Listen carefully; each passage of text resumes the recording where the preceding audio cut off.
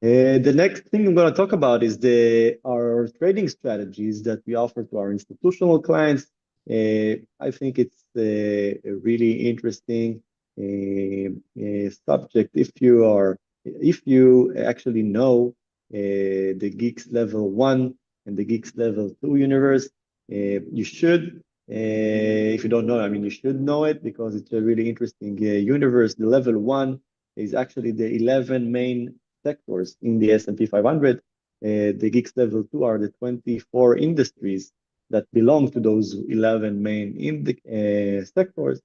For example, the home builders that we just talked about, XHB, is actually belong to the real estate sector. It's one of the real estate sectors. By the way, the real estate sector doesn't look that good, but the home builders does look good. So it's interesting to see that the differences between the sector and the subsectors. For example, also the semiconductors belongs to the XLK, to the technology sector that we also can find here. So we took all of those sector and subsectors and also threw a few stocks inside from the S&P 500 universe, five actually the most predictable stocks from the S&P 500. And we actually created a strategy, a long short strategy that the algorithm picks the best Geeks Level 1 ETF and Geeks Level 2 and the five most predictable stocks from the S&P. And the strategy actually gave us a quite outstanding performance. If we're checking from the January 2020 up until now, this strategy gave us 585%, while the S&P gave 95%. And if we break it down to year by year, we can find that in each and every year, we are outperforming the S&P, which I'm telling you, is one of the hardest tasks in the stock market universe. I remember when I've been a financial advisor, even whatever you do, it's really, really hard to beat the S&P.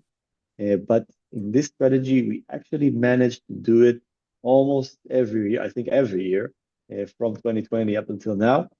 And not just that, we also did that while our maximum drawdown, which is, I'm getting you into the institutional universe a little bit. The maximum drawdown, it means the highest point to the lowest point. What was happening, like from the highest point to the lowest point during the year. And we can see that we actually moved less. The drawdown was even smaller from the one of the S&P 500 index. It's a really good sign for a low volatility strategy and high performance returns. And this combination is a winning combination. And we have a few of our institutional clients that are actually using this specific strategy. And from January 2024, we can see that this strategy actually performed 57% and outperformed the S&P by 23% with a really, really good rebalancing. If you'll check the performance of INO first compared to the S&P, you will see really good results. And just giving you a few tastes from the last rebalancing, if we're talking about February, we can see that we have a positive return of almost 2%, while the S&P had minus 3.6%. And I remind you, 80% of this strategy is actually focusing on sectors.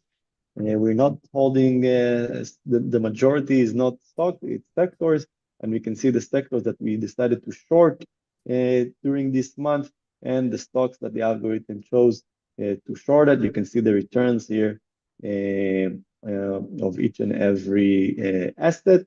In March as well, while the S&P went down, we actually used it for doing short and made this 2.6 return, which was also quite amazing. And another interesting rebalance that I want to take you is actually the one that happened on April. In this specific in this specific month, the algorithm put XLK, the technology sector, in the head of this strategy. This sector made 10% in this month. But the amazing thing about this month that the algorithm is actually also giving the weight of each and every asset.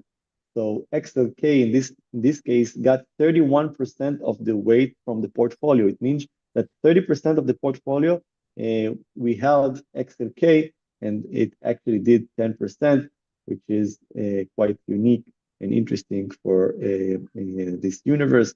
And of course, we have June as well with really successful performance.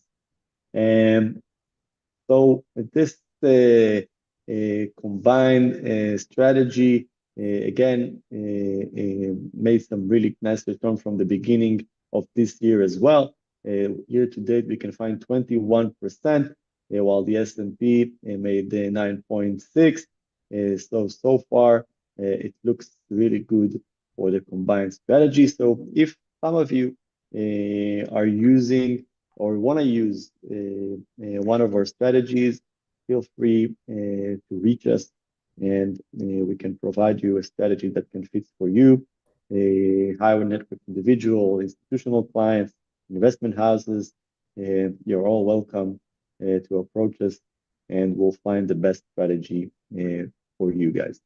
Yeah, as Ben mentioned, I think the most interesting thing about this strategy is that most of the exposure is done by using ETFs or sectorial ETFs. As Ben mentioned, 80% of this strategy is relying on ETFs, and despite that, we can see the amazing returns that we do see here. So this is one thing, and it's very important not only when we're going to the long side, but also when we're shorting. When you're shorting and using sectorial ETFs, you have less risk in terms of the risk of exposing yourself to a short squeeze. And by using sectorial ETFs, you minimizing this specific risk. And it's very interesting to see that with very low drawdown, the AI managed to build such an interesting portfolios. By the way, here we can see, I think this is the most interesting month, April 2025. We saw it, by the way, in the two portfolios here and also in the AI portfolio, that despite the drop in the market, the AI managed to build a portfolio that was outperforming the market tremendously. Yep. And as said, it's a long short strategy and it actually works in any kind of type of market, going up or going down.